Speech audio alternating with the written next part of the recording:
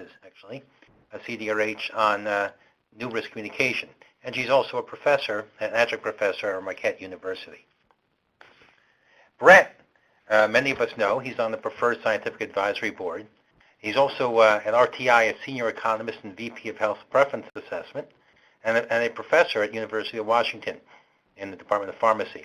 He's been doing this stuff, health economics, environmental economics, and health economics for about 20 years, with a big preference, specialization in preference studies, and he uses a ton of methods.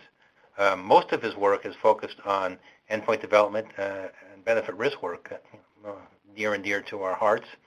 And he was a member of the steering committee of that very same project that Stephanie is a program director for, that did the patient-centered benefit risk report, and was the PI, or principal investigator, for the catalog, which is this huge appendix in that project, also a great precursor to Preferred. So the talk that Stephanie and Brett are going to take us through is some of the work that has followed the work since the patient-centered benefit risk project in the current incarnation of science of patient input.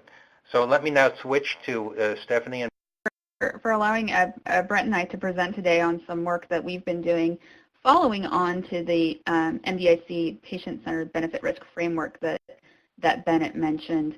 I'm going to go through and talk a little bit about the project overall, and then Brett's going to take a deeper dive on a couple of the aims specific to the patient preference study that we've recently completed with the Michael J. Fox Foundation for Parkinson's Research. This new project that we've undertaken in the past year really started with a question. And that question is, what if patients' urgency for new therapeutic options and tolerance for uncertainty were taken into account when designing and sizing clinical trials? Now, when I pose that question or some form of that question to people who work outside of medical device or medical product development, they say, sure, that makes sense. Of course, you would take patients' need into account when you're designing a clinical trial. But folks that work inside of medical product development realize that that's not always the case, that the way we design clinical trials is based on, some of it's just based on norms for the industry and norms for how we design clinical trials and how we approach statistics. But this project seeks to say, can we maybe do this another way?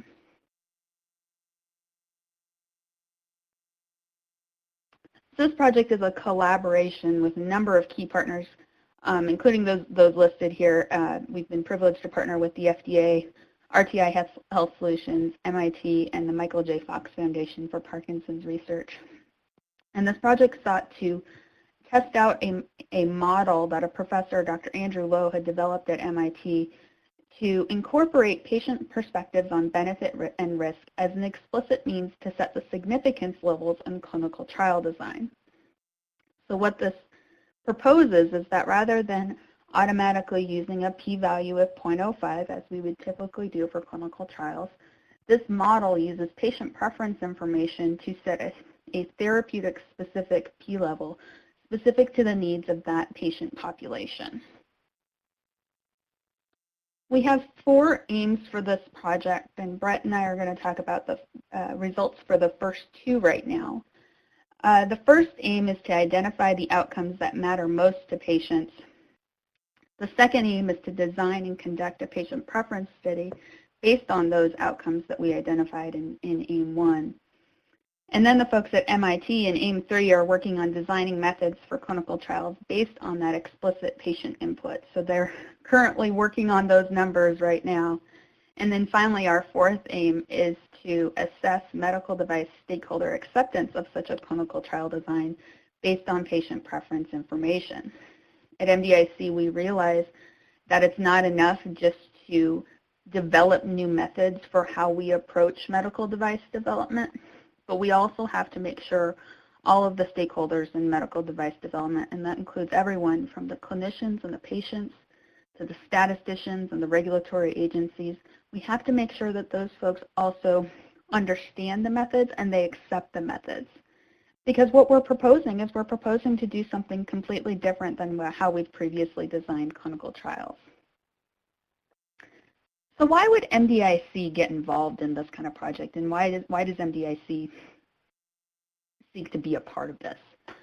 Well, MDIC, or the Medical Device Innovation Consortium, we're a nonprofit public-private partnership created with the sole objective of advancing regulatory science of medical devices for patient benefit. And what that means is because we're a public-private partnership, we're able to bring people from different stakeholder groups together to work together on common areas of interest.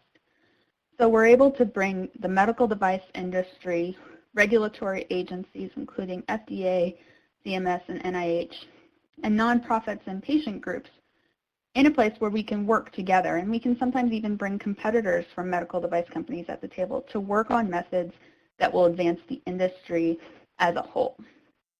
So that equipped us to be a place where we could bring FDA, MIT, the Michael J. Fox Foundation, RTI Health Solutions, and a number of stakeholders who have advised us to work on this project together for the benefit of the whole industry and, of course, for patients. Oops. Why does this matter to MDIC's members? So MDIC's membership is made up of stakeholders across the medical device ecosystem, including medical device companies, patient groups, and regulatory agencies.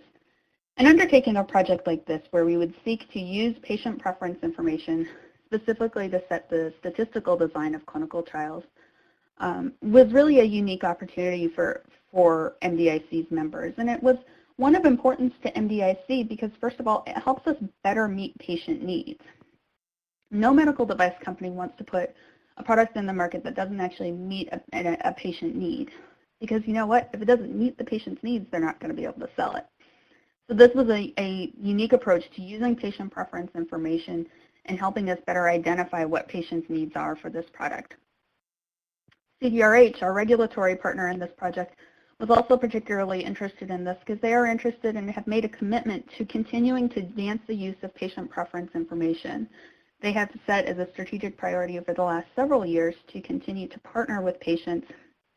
And this kind of approach to designing clinical trials with the patient in mind really fit within their mission and their drive to continue to find ways to better partner with patients and to serve their needs.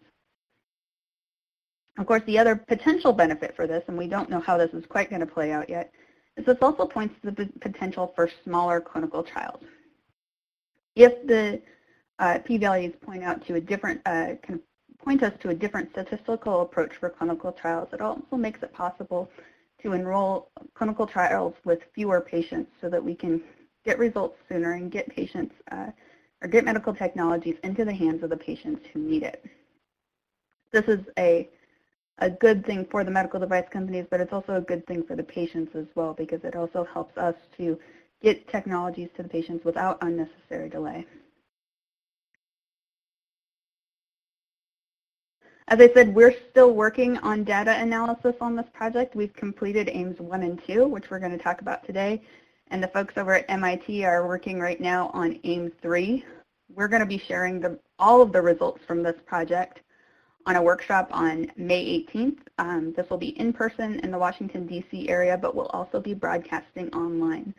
So I'd encourage you, if you'd like to hear more about the final results from this project, and including what the p-value we come up with for our Parkinson's clinical trial using the MIT model, we will be eager to, we're looking forward to sharing those results on May 18th. And with that, I'm going to turn it over to Brett to talk about aims 1 and 2 of this study. So thank you, Stephanie. It's been quite an exciting project with a lot of moving parts that has gone amazingly smoothly and has been real fun to work on this project.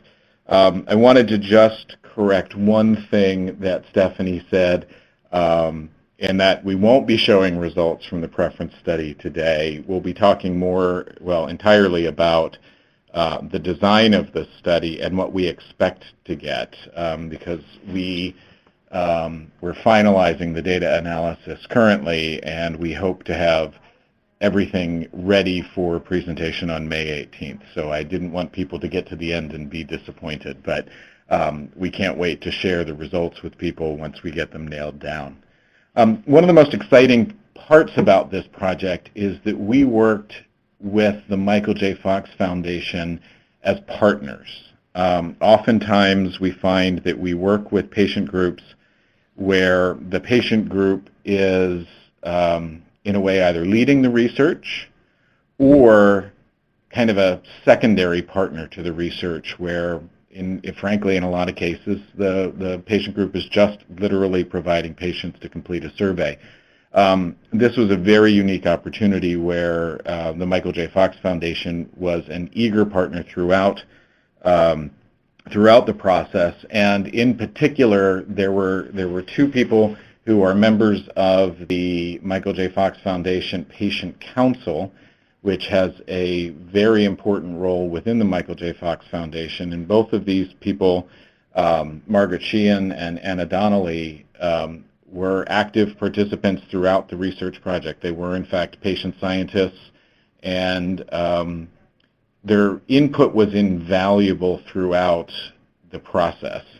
Also, we had staff scientists from Michael J. Fox Foundation who participated as well, and everybody was at the table for every meeting, and everybody provided incredible input. And then we had the opportunity on a regular basis to talk with members of the Michael J. Fox Foundation Patient Council during their semi-annual meetings in New York, and they were both educational for us who are not part of the Michael J. Fox Foundation, and also incredibly productive and provided incredible insight for this project in particular. So in addition to having the patient scientists and working with the patient council, the patient council participated in a series of interviews, which I'll discuss in a couple minutes, to help us identify what the outcomes were. They participated in focus groups to help us test the definitions of the outcomes that we used, and we conducted pre-test interviews with 20 patients who are enrolled in the Fox Insight platform. And then the final survey was administered as part of the Michael J. Fox Foundation's Fox Insight platform, which is intended to be an online research study, essentially a registry, where patients are recruited and opt in and participate in the research by filling out all sorts of questionnaires and providing all sorts of data. Those data are then made available to researchers with the understanding that this type of information will advance Parkinson's research, and the survey that we have here will become part of that platform. So that is yet another exciting opportunity that we have here as an objective of our study. So as Stephanie showed you before, there were 4 aims in this study, and today we're going to talk about aims 1 and aim 2. Aim 1 was really led by our partners at FDA in the Center for Devices and Radiological Health, and that was to identify the outcomes that are important to patients, family members, and caregivers. And what isn't included here that turned out to be just as important was what was important to the regulators, what was important to the reviewers who would actually be reviewing both the medical device information from pivotal studies as well as patient preferences related to the disease area in which that device would be indicated. So in identifying outcomes, that we used a fairly rigorous and structured approach to do this. And again, this was led by our colleagues at CDRH, starting with a literature review, reviewing existing clinical study reports, looking at what was learned at FDA's patient-focused drug development meeting for Parkinson's disease, and then looking at clinical outcomes assessments, and in particular looking at the UPDRS, which is commonly used in Parkinson's trials to try and understand patient-reported outcomes in Parkinson's disease. They also conducted discussion groups with members of the Patient Council and other members of the Fox Foundation, and then had interviews with regulators as well. So throughout this iterative process, which happened very quickly but was pretty intense, The idea was to identify, refine, and prioritize these outcomes. And the prioritization piece of this was accomplished through a ranking survey with patients. Then we got to defining the attributes, which was the final portion of this, and we kind of split them into two ways. The first was to look at the benefits, the actual impacts of the treatment on patients. We, as a research team, developed the descriptions of the attributes, and then we had focus groups with people from the Michael J. Fox Foundation Patient Council, where we put the attributes up in front of them and let them essentially tear them down. And we learned a lot through that process so that we could reflect our descriptions of these attributes in a way that would be meaningful to patients, that resonated with them and their priorities. The risk descriptions, we presented those to patients, but we took an additional step by actually talking with the people who know the clinical data, know the risks, particularly from deep brain stimulation, to ensure that the risks that we presented were as clinically accurate as possible in a patient preference study. And then we further refined both the benefit definitions and the risk definitions in those 20 patient pretests that we conducted with patients who were recruited through the Michael J. Fox Foundation. So in the end of this process, we wound up with 5 benefits that were important to patients and 3 risks that would be expected to be seen and be relevant to decision makers in any type of neurostimulation device. So the benefits included increases in on-time, decreases in motor symptoms, decreases in Parkinson's pain, decreases in cognitive impairment, and decreases in medication burden. The risks were risk of depression or anxiety, serious brain bleed, and 1-year mortality risk. One of the things that we learned early on that was really very meaningful, and I think would have made this entire project a success from the beginning, was that pain is often not measured as an outcome in clinical trials for Parkinson's disease, and there is some debate in the literature about whether Parkinson's pain is an actual outcome or not. But when patients were interviewed about outcomes that are important to them that could be affected by a medical device, pain emerged as a very important outcome. Not all people with Parkinson's disease experience Parkinson's-related pain, but there appear to be quite a large number of those people who do. So if we had just looked at the clinical literature, we would have entirely missed this outcome. So I think in my learning as part of this project, to have gone through this process and realized that there was a very important and measurable outcome that we would not have included otherwise had we not spoken to patients, it was great to say, yes, we can actually do that and actually measure that. The other thing we had to sort of add to this, and this is because of the model in which we will be these data will be used eventually, the MIT model of clinical trial design, was we needed to include some way to get at the discountings, the time preferences of people. So we needed to include among the risks, which we have now called burdens, the increase in the wait time, because we need to get discounting into the model, because as Stephanie alluded to in describing the MIT model, there is this issue about uncertainty and the acceptable level of uncertainty from the perspective of patients, as well as the timing. You know, how important is it for patients to have access to this technology sooner rather than later? So then we went into AIM 2, which is where we developed the preference study, and we used the threshold technique to do this. There were a number of different names for the threshold technique out there. Often it's called the Tradeoff technique, the probability Tradeoff technique, a modified standard gamble. The terminology around this method is somewhat inconsistent, but seems to have converged in the past 15 years or so on the term threshold technique, although it is not universally given that title. But the underlying premise is that you present patients with 2 options, and they are asked to choose between those 2 options. But the options have very specific characteristics.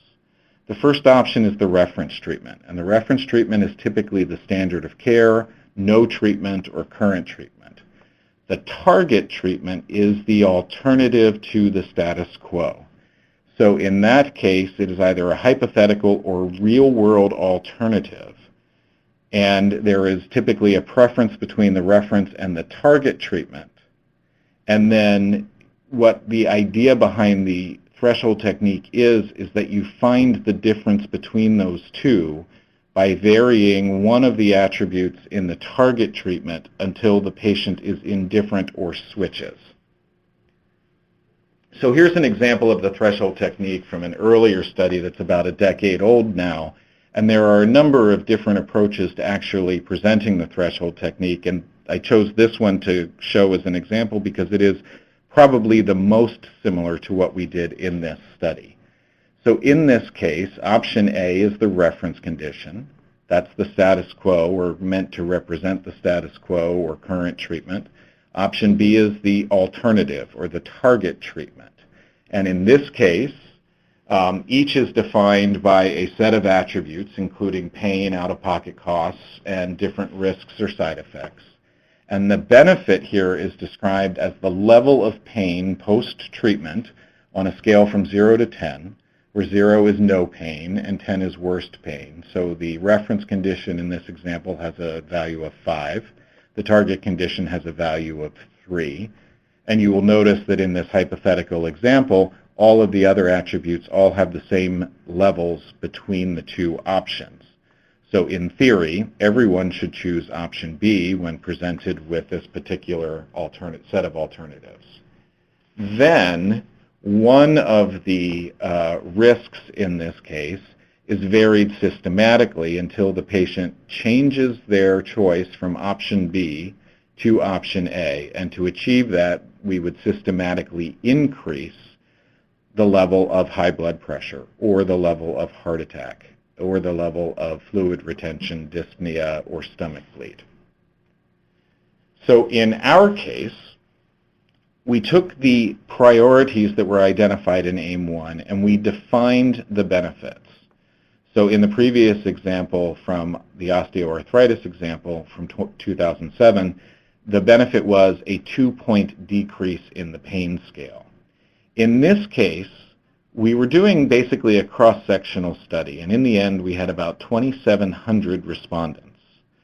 So rather than offering people multiple levels of benefit, we decided instead to give everyone a 50% improvement from baseline. And if we had a distribution of baselines, we would then get a distribution of improvements as well. That was the thinking. So we essentially held it constant at a 50% improvement in each one of these particular benefit attributes. Then, for the levels of the burdens, for the risks, we started with realistic risks as realistic as possible, which is one of the principles that you typically see in a threshold technique, because starting point bias is definitely a concern. So in the first instance, we want to make these options as real world as possible. Because we had such great experience and so much data on DBS, and we had access to the reviewers and scientists at FDA who are familiar with those data, we were able to set what we believe are reasonable expectations for any new neurostimulator device that would have these types of risks associated with it.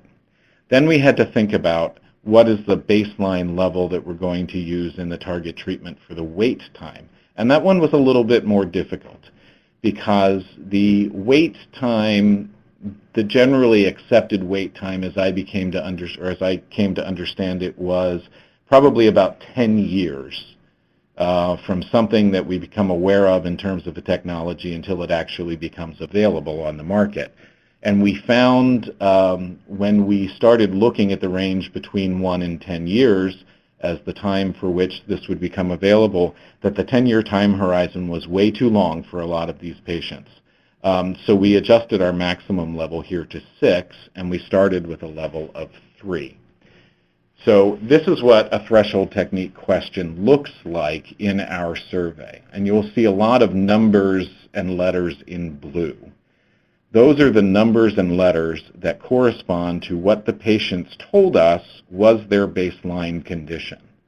So X hours of on time, 16 minus X hours of waking off time, severity of movement symptoms, of pain, of difficulty thinking clearly, and then the number of pills you take. And then in each option, we then adjusted, in this particular example, and I'll show you this in more detail later, we adjusted the baseline, self-reported baseline level of on time and off time systematically, and then included the risk. So essentially what we are doing in the current treatment is reflecting as best we can, based on patient self-report, what their current condition is. And then we offer them a device that would improve their on time in this case while holding all other changes constant, or all other outcomes constant, but increasing the level of risk that they would experience of one risk at a time, in this case the risk of depression or anxiety, either getting depression or anxiety or worsening depression or anxiety. So before the threshold, to each threshold technique question, we had to have a lead in. And essentially we said, you already told us that these are the hours of on time that you have, and these are the hours of off time that you have earlier in the survey. Now we're going to offer you something. And we're going to offer you an improvement in the number of hours of on time that you have per day, but we're also going to increase the risk of depression or anxiety that you have. And then they go through the trade-off questions. Before I show you the mechanics of the trade-off question, of the threshold questions for the risk trade-offs, I wanted to also show you that the time trade-off looks somewhat different. Again, our objective here was to get at time preference for the sake of developing a discount rate. So in this case, we had the same thing in the device B, which is the target treatment, defined as a 50% reduction in off time from baseline. However, because in order to make the time preference work, we had to have the reference treatment be a device as well. And we couldn't force people to say, would you prefer a device that had no benefit? So we had to provide the minimum benefit, which essentially was the baseline with a 1 unit improvement. And then we varied the time from you can get the device now or you can get the device at some point in the future. And again, just like we did with the threshold technique questions, we had to have a lead in. And the lead in was very similar in the sense that we said, here's what you told us before, and now we want to give you a choice between getting a device now that gives you a very modest or small increment of improvement, or waiting for a time and getting a device in the future that would give you a much greater improvement. So each one of these threshold trade-offs is a series of questions. I only showed you one question for each, for the threshold technique probability trade-off and for the time trade-off. Each one of these is actually a series of questions, because what we do is if the person chooses, for example, to accept the improvement in on time with the 20% risk, we know that their risk tolerance for that improvement is equal to or greater than 20%. So we then keep the same improvement but offer them a higher level of risk. In this case, we doubled it. If they don't accept the target treatment in the first question, we would then cut the risk in half. That is similar to practice that is done in double-bounded contingent valuation models, where essentially we begin to put people into buckets or intervals in terms of their risk tolerance.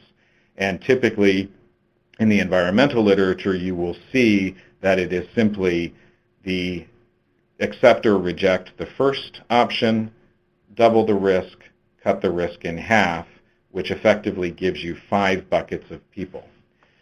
Methodologically, we are interested in knowing how this performs and how stable these results are. So one experiment that we built into this was to go first a little bit further and take those 5 buckets and try and narrow them down a little bit. So we added a third question, and I'll show how that works in a second. And then we thought, well, if we have smaller intervals, can we actually impute the values halfway between the upper and lower bound of that interval, which would be similar to bisecting that you would see in swing weighting. So we did that as well to develop these imputed values. So we have 3 models that we're working with now, and we want to look at whether and how our results might change based on these 3 different specifications. Most of what we are doing right now and the numbers that we're giving to MIT, we are focusing on the narrow interval model. So essentially, with the series of 3 questions, and this again goes back to we've specified a benefit, and we're going to look at the risk tolerance for depression only. The initial question is, would you accept that treatment that gave you the benefit but also increased your risk or had a treatment-related risk of 20% of depression? If the person chose the reference condition, what that meant was that the level of risk was too high and more than offset the benefit. So we would cut the risk in half in the target. If they did choose the target condition, we would double it, as I had mentioned before. So that is the initial choice question and the second choice question. In the third choice question, if they had rejected the 20% and rejected the 10%, we knew that the risk tolerance was less than 20%. And so we knew the interval where they were. But to get an imputed value, we decided that we would ask them, okay, within that range, what is your risk tolerance, and is there any risk tolerance? If they accepted or rejected the 20%, accepted the 10%, we then imputed, we asked them, would you accept 15, to essentially take that 10 percentage point interval and cut it in half. And we did similar things on the upper end to generate our data. Okay. So the models that we are using to estimate risk tolerance for each of these pairwise trade-offs essentially is we regress the threshold, and as I mentioned before, for the current models we're using the narrow threshold interval. We regress the threshold interval on the level of benefit, because we have this cross-section where the benefit will vary based on the baseline, because everyone gets the 50% improvement. And in addition to looking at the trade-off between the benefit and risk, we can regress the interval on individual specific characteristics. And that is that vector of characteristics Z. So that, for example, we can see whether older patients have a systematically different tolerance for risk than younger patients, whether men have a systematically different tolerance for risk than women, etc. So what we did in this particular case was in the first what we're calling the individual interval regression model, which is probably not the greatest term. What we have done is we have broken down the group into age subgroups. In the aggregated interval regression model, we have actually created dummy variables for each of the age subgroups and interacted them with the level of benefit.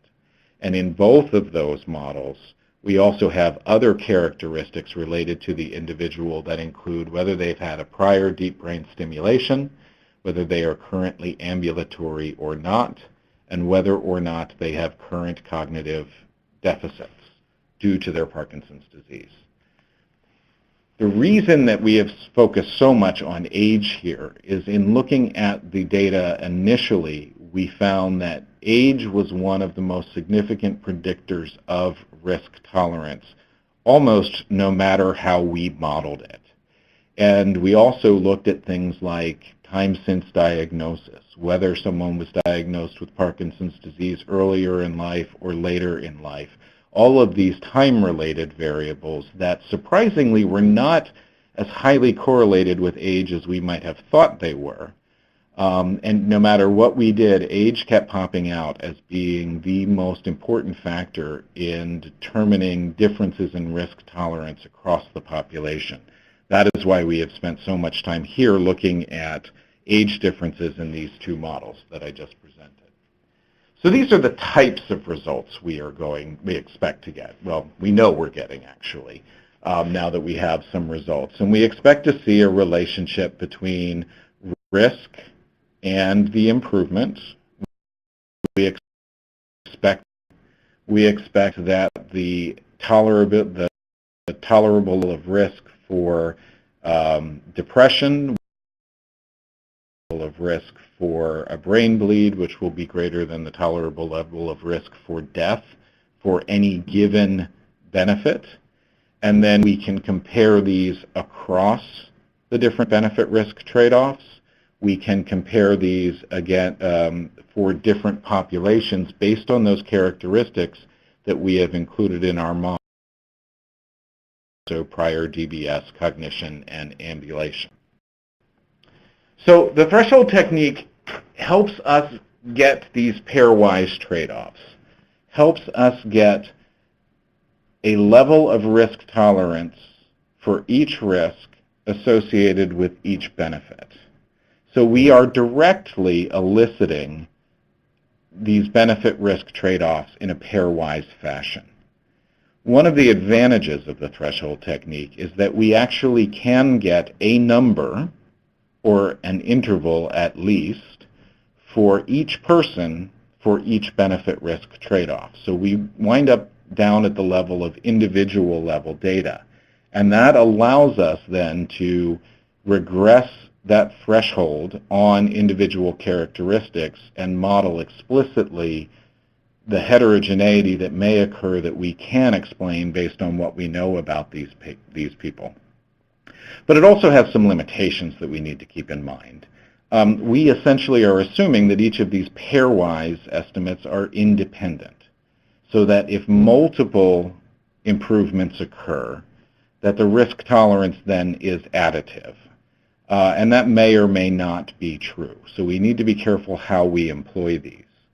In order to get all of these pairwise trade-offs, we need to have multiple series of threshold questions. So in this particular study, each patient was presented with 2 risk-benefit trade-off series and 2 time trade-off series. No one saw all of the possible risk-benefit combinations in the study, which were 15, or all of the time trade-off combinations, which were another 5. That would require 20 times 3 questions. That would be 60 questions. That's a pretty burdensome survey. So in order to get everything for everybody, we would have had to ask a lot of questions. Fortunately, we had a very large sample here, and were able to handle that cross-sectionally. As I had mentioned before, one of the major concerns that I have with the threshold technique is that issue of starting point bias. What is the initial level of risk in the target condition? And in the original threshold technique literature, it was developed to look at choices between specific existing treatments or treatments for which we had data. And the premise was that the starting point, if it reflects reality, is what it is. So in this case, since we're talking about hypothetical potential devices, we wanted to make sure that we started with the best expectation that we had of the starting point. How sensitive these results are to the starting point are something that we cannot tell in this particular case. There is some literature to suggest that in some cases it is sensitive and in some cases it's not. That's an unanswered question that we can't answer here that we need to acknowledge as a potential limitation. But we have stayed very close to the original intent, which is that we are comparing the current state of the world with what we might expect to see in terms of the risks for a device like this. So what is next is actually what is really exciting here, and that is we have turned over a whole bunch of data to MIT that they are going to use in their model, and we haven't seen those results yet, but I'm really looking forward to seeing that.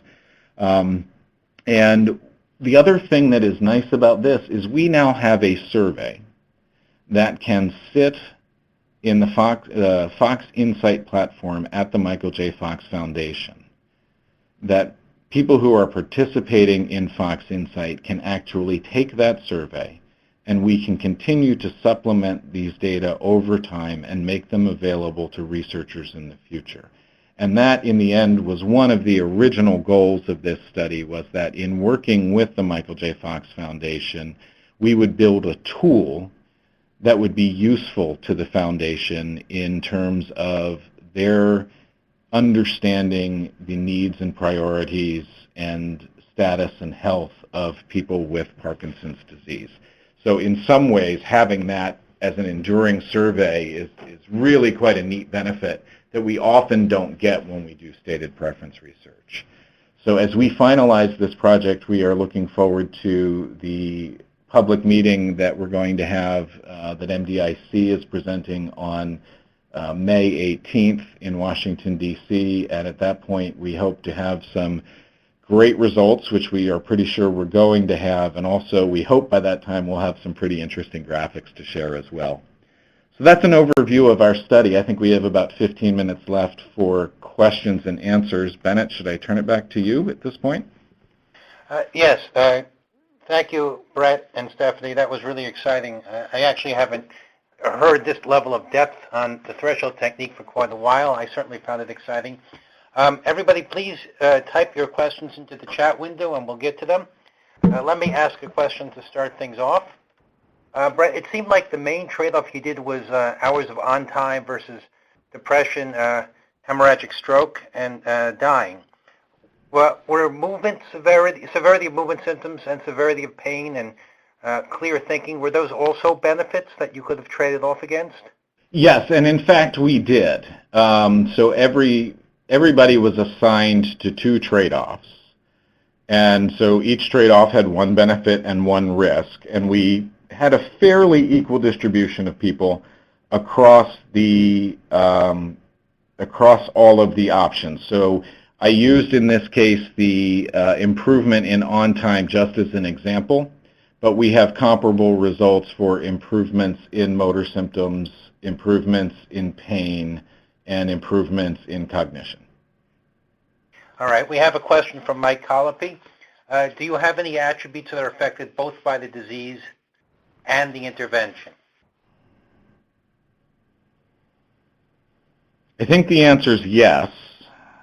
Let me think through the question here for just a sentence. Well, it would be something, I think the question is sort of like a typical oncology application where, say, nausea would be a consequence both of having the cancer and of a typical chemotherapeutic agent. Yeah, and in this case, I think depression and anxiety is probably the closest that we have, because we know that people with Parkinson's disease have a higher rate of depression or anxiety than people without Parkinson's disease.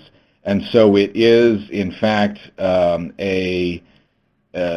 associated with both the disease and could be a result of a device. So that is specifically why, in this case, we needed to define that as either getting depression or anxiety or worsening depression or anxiety if you already had that. And we actually encountered that a number of times during our pretest interviews and needed to work through that to understand that from the point of view of the patient at that time. Sheila is asking a question, Sheila Dickinson. What are the plans for sharing the results with those patients who actually took the survey? That's a really good question. I know we have the intent to do that, but I don't want to speak for the Fox Foundation specifically. Certainly we want to make these results public, and I don't know to what extent, Stephanie, you may or may not know, or maybe we would need to talk to Lauren, but I know that the Fox Foundation certainly wants to share these results with others in the foundation, and probably to all patients that are involved in Fox Insight, but I don't know the details of that. But you raise an important point, and that is, the patient scientists and the patient council will certainly see these and have been involved in these, but we need to make sure always that if we're asking patients to tell us something, and we're telling them that we want to know because it's going to help them, we certainly do have an obligation to share the results with them. Sure, and Brett, I can weigh in a little bit on that too. Absolutely, Brett raises an important point that anytime we ask patients for information, we do have a commitment to share that information back with the patients who participated. A number of ways that we will do that, and some ways that we're still exploring. We will give a final report out of this project to the Fox Foundation Patient Council, which was instrumental in helping and approving this project, essentially approving the Fox Foundation's participation in this project. We'll also work directly with the foundation for sharing the results more broadly, both with the patient community, but we also want to share the results with this project with the Parkinson's researcher community, because we've identified some things in here, and Brett mentioned the one that was perhaps the most surprising, or the unmet need, I should say, not surprising to the Parkinson's patients, but the fact that pain is often not viewed as an outcome for Parkinson's research studies, and that was an important thing that patients identified as an area of importance, and we want to share that information with not just with the patients, because the patients already know that, but we want to share that with Parkinson's researchers. So we'll continue to work with the Fox Foundation in the coming months to make sure we share these results, both with the patients who participated, but also with the researchers who are doing research and making an impact in the Parkinson's treatment of Parkinson's disease. Thank you. Data return has become a very popular topic in the patient engagement world. Christine Radowski has a question on the part of the work where you were determining the list of attributes that you would go into play with the work. Our question is sort of two parts. In this study or others, have you used best worst scaling as a technique or a focus group techniques to develop the attribute list? And Christine is wondering in particular whether threshold technique lends itself to, say, best worst scaling as a method of identifying the attributes. Yeah, so I don't know if the threshold technique itself lends itself any differently, like in terms of when you're developing a threshold technique study that is defined by attributes of treatment, if that's really any different than any other sort of approach where you're taking a treatment and breaking it down to its attributes. But when it comes to identifying the attributes in general, best worst scaling is one way to prioritize attributes, because if you have a candidate set of attributes, you can look at the relative importance or the relative impact to patients of changes in those particular attributes. In this case, we did basically a prioritization exercise. So in one sense, it's similar to a best worst scaling in that we asked patients to prioritize these items. Little more than a ranking exercise, but not quite a best worst scaling, so we got a full ranking of the relative importance of each of these attributes, and we're able to see that some rose naturally very quickly to the top, and others tended to fall pretty quickly to the bottom. Had we done a best worst scaling, a case 1 best worst scaling in particular, we probably would have seen very good results. What we would have gotten, though, in a best worst scaling that we didn't get in this exercise is we would have gotten a sense of how important each of these items is, not just the ranking. And it could be, there could be information in there that we could have used in this study potentially to determine the importance of effect sizes on the benefit side in particular, that we could have used somehow. I don't know exactly, but that's, there's certainly opportunities there to do that. So in this case, we did use a prioritization exercise, but not a best worst scaling. And I don't know that there's anything particular to the threshold technique that would make the usefulness of a best worst scaling or other prioritization or identification exercise different than any other sort of multi-attribute approach. Just a quick follow-up on that. How did you generate that initial list besides the clinical literature? So it was literature. It was a review of the information that came from the patient-focused drug development meeting for Parkinson's disease at FDA. And those patient-focused drug development meeting reports really do reflect the voice of the patient as they are titled, because you get things pretty spontaneously from patients. So you can begin to identify what themes are emerging. And then there was a series of focus groups. discussion groups, I should say, with patients where they discussed what matters and what doesn't. So it was almost a direct form of elicitation in those groups. All right, thank you. Ian Smith asks, what was the motivation for changing the term risk to burden?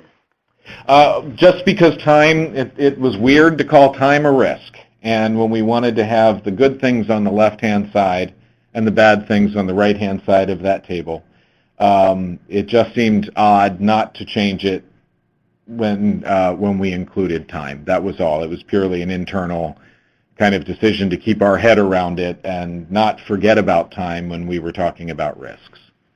All right, that question was from Ian Smith. Michael Colopy is asking, since you did modeling that involved the individual or patient's information in the questions, to what degree can this be extended in the direction, I guess, of shared decision-making or individual patient decision aids? Yeah, it's a great question, and I am not an expert in decision aids, and I have to be careful because I know people who do decision aids, so I know just a little bit, but certainly not as much as I might think I do.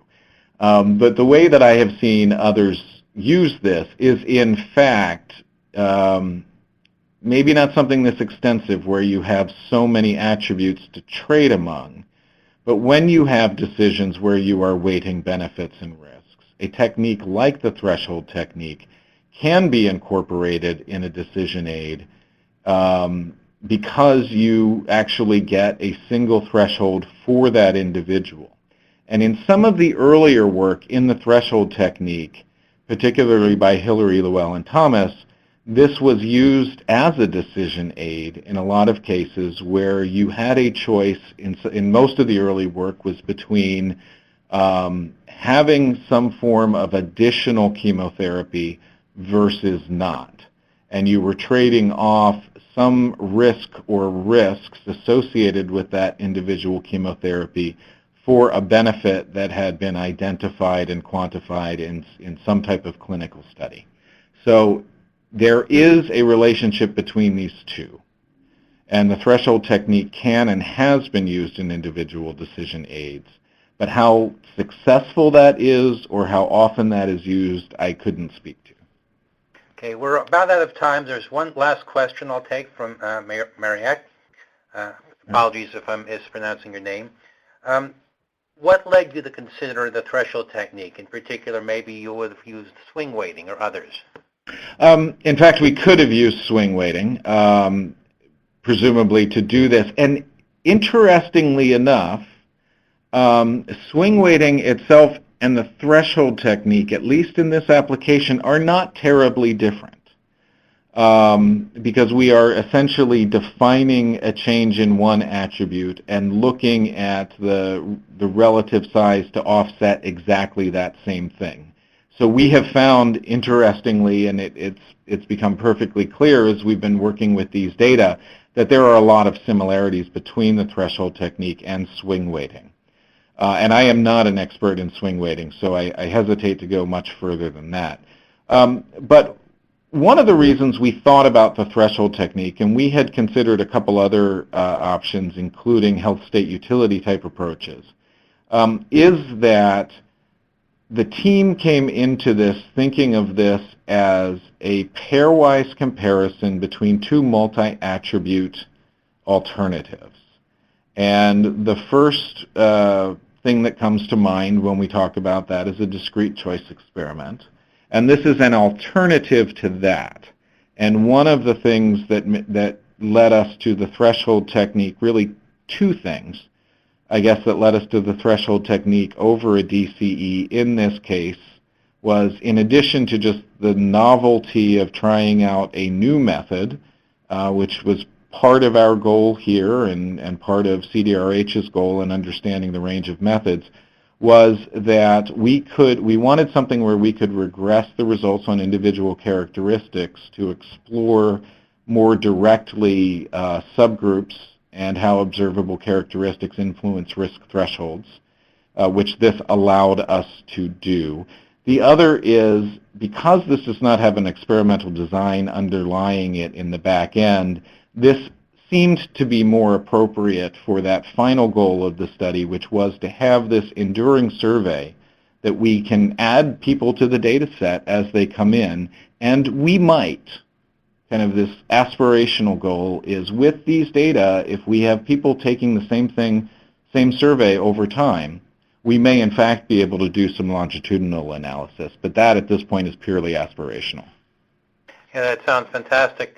We're out of time. I really want to thank Stephanie and Brad for giving a really exciting talk. Both the topic was fascinating and the execution of this seems excellent. Plus, the work is really great for patients. I certainly have plenty of other questions, and I'm sure Stephanie or Brett would be happy to do offline follow-ups, but I don't want to keep you past your time. Thank you very much, and we'll be having other Prefer webinars over the next couple of years. Great. Thank you so much, Bennett. Thank you, Stephanie. Thank you.